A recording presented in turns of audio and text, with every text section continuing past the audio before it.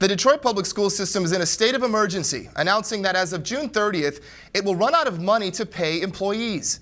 The school district has amassed an operating debt estimated at $515 million. Under state control since 2009, the Detroit public school system is the largest school district in Michigan, with an estimated 45,786 students. They've amassed so much debt over the years, they just can't seem to get caught up. I read this article in the Metro Times, and they were outlining that there were a series of smoke signals that no one really paid attention to. And one of the things that they talked about, the first thing, was that this problem began in the 1950s with the long declining population.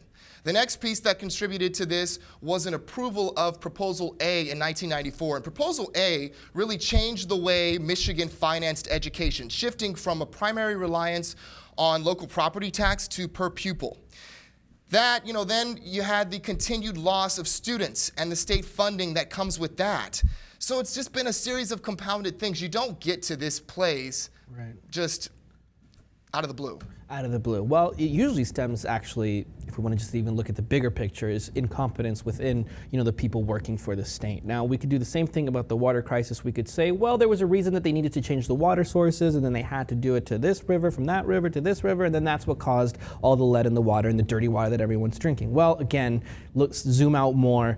Again, it's all about the priorities of certain people and them, looking out for their own asses and not taking the everyday person into account. So it's so sad because, we talk a lot about Detroit, as like this come up city, this up and coming city, rising from the ashes. It was hit so hard by the economic crisis, but it seems like one thing after another hurdle, just like the Flint water crisis seems to be getting in the way. Funny you should mention Flint water, Nick, because with the school being taken over by the state, they've been assigned, there's an emergency manager that has been, overseeing all this. And the current emergency manager is the same emergency manager that was said to have overseen the Flint water crisis. Well, there you go. You're right, exactly. I mean, now they were supposed to actually have closed the schools in April, but Governor Snyder signed a bill approving a $48.7 million supplemental fund to get them through the end of June. And now teachers are really upset. In fact, today there was a report that said that an estimated 43 schools were closed because of a teacher sick out. And teachers, a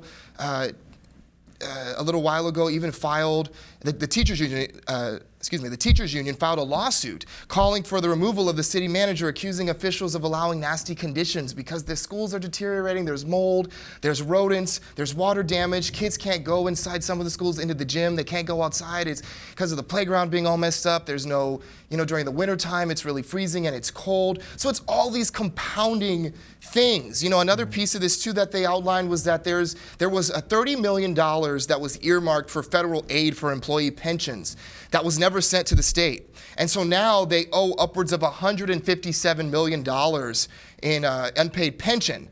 And so $157 million of the already $515 million in operating. So it really is just one thing after the other. And I don't know what they're going to do. They've got to figure out something. Education is a basic right in the United States, so they're going to have to figure out something. They can't even do summer school this year at this time. We see that quite often, not just in the state of Michigan, but here in California at some point too, when we have the governor over here.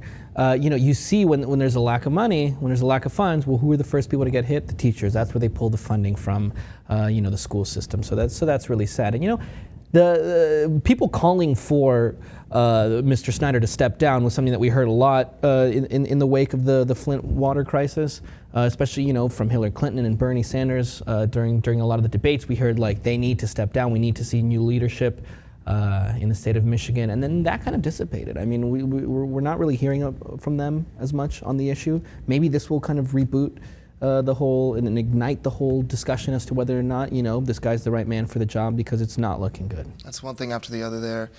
This is a red alert in Michigan. Education is a basic right. I really hope that they'll be able to figure this out.